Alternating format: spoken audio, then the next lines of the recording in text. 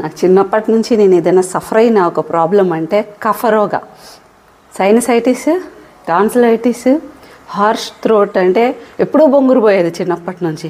అందుకే మా నాన్న ఫుడ్ విషయంలో చాలా స్ట్రిక్ట్. అవి తినకూడదు, ఇవి తినకూడదు అంటే సొరకాయ లాంటివి కూడా పెట్టేవాళ్ళు కాదు. స్నాక్స్ బయట తినడానికి లేదు, చల్లగాలికి లేదు. ఎంతన్నా వేడున్ని, ఊపిరి ఆడకుండా కూడా ఉన్ని, ఫ్యాన్ లేకుండానే పడుకుంటా, లేకుండా ఫ్యాన్కి దూరంగా పడుకుంటా, కానీ ఏసీ కూడా వేసుకోను. ఎంత ఉండే మాకు కూడా. ఇయర్కి ఒక్కసారి దొరికిపోతే 1 వీక్ చచ్చిపోతా. సో సైనసైటిస్ ఉన్న వాళ్ళకి ముఖ్యంగా మనకి ఒకటే ట్రీట్మెంట్.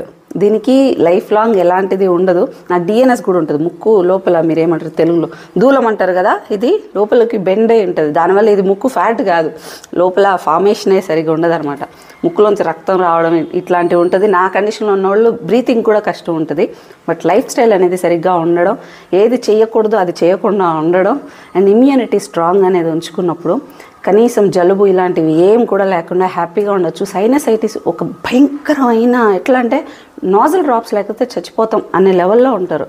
సో మీరు ఎప్పుడైతే మీరు స్ట్రాంగ్ ఉండి మీరు లైఫ్ స్టైల్ అనేది మంచిగా ఉంటుంది, నీకు కూడానా మంచిగా ఉంటారో అప్పుడు సమస్య ఉండదు. ఎప్పుడో ఒకసారి, ఇప్పుడు కూడా మాట్లాడాలంటే కష్టంగానే ఉంది.